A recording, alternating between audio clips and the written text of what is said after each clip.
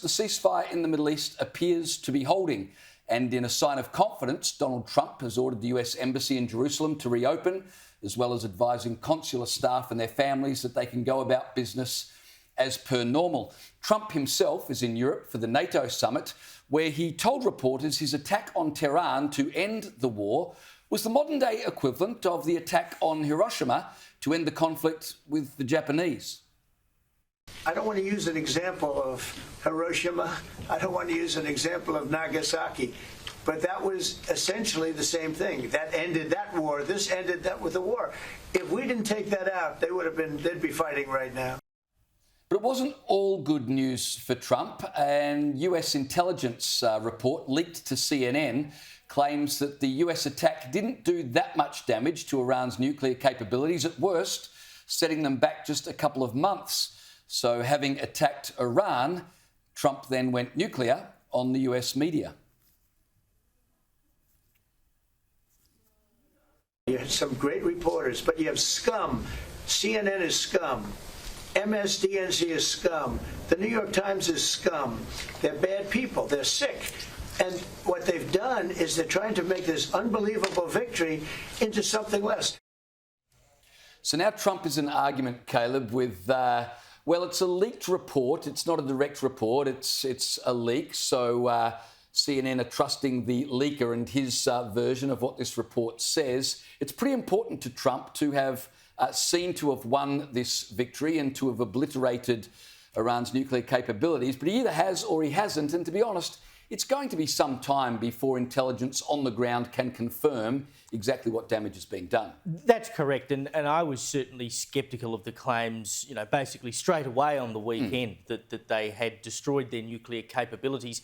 Because how do you know that? I mean, they sent bombs, I keep messing this up. Bunker-busting bombs. Bunker-busting bombs that are meant to be destroying things 70 metres underground. Now, no one has yet been 70 metres underground to actually have a look to see what it may or may not have done. We can certainly see what it's done from the surface, which would appear to be that it's blocked entry points to these stations and may well have destroyed stuff within it, but we don't know exactly how much enriched uranium that they may well have already moved out before they were struck. We don't know exactly how much damage has been done within. So I did think it was a bit rich for the President and then Pete Hegseth the following morning to straight up say, well, we've destroyed it, because we don't actually know that.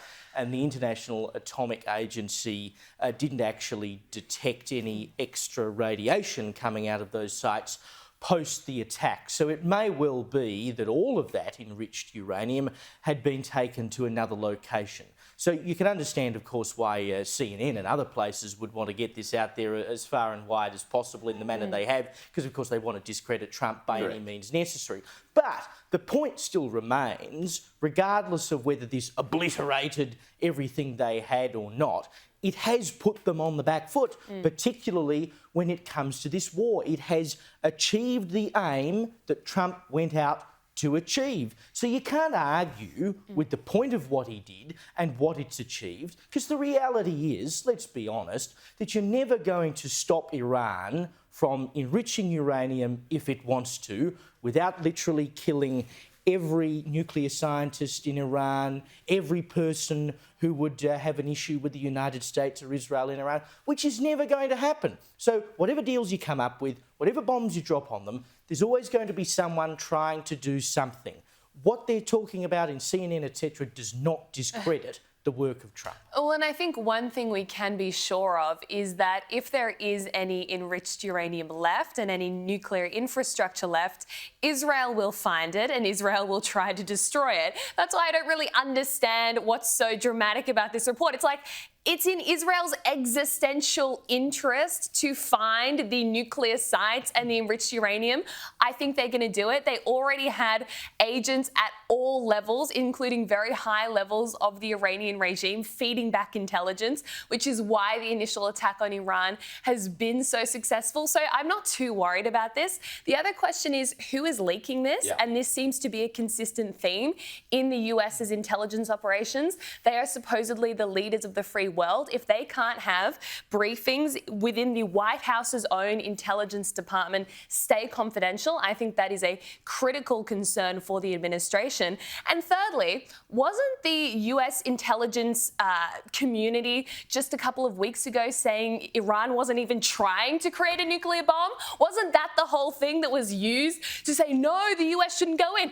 And then now, what, a week later, no, they were trying to enrich it, and actually you haven't destroyed all of it. This seems like a bit of a flip-flop. Well, Trump's Middle Eastern envoy, Steve Witkoff, said whoever made the leak to CNN should be charged with treason. Here's his comments.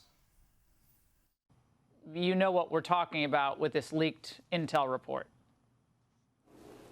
Well, it goes without saying that leaking that type of information, whatever the information, whatever side it comes out on, is outrageous. It's treasonous. So it ought to be investigated, and whoever did it, whoever's responsible for it, should be held accountable.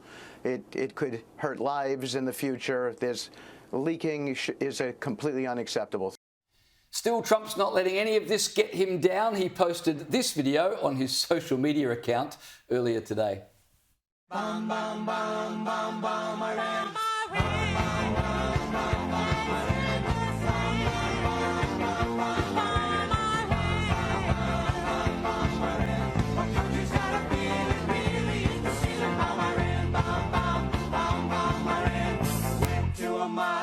Gonna throw some rocks. Tell the Ayatollah, gonna put you in a box.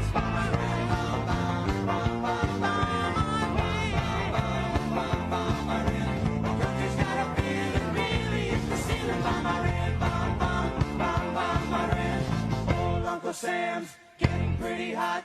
Time to turn Iran into a parking lot. Bomb Iran, bomb, bomb, bomb, bomb Iran, bomb Iran. The country's got a feeling really in the ceiling. Bomb Iran, bomb, bomb, bomb, bomb Iran.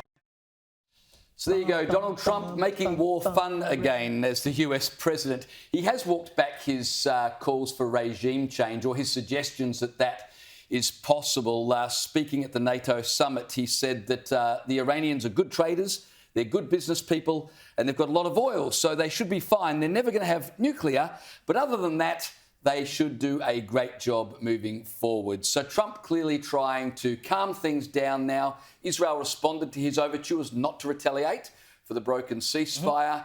There are discussions now, I believe, happening between America and Iran to try and normalise affairs.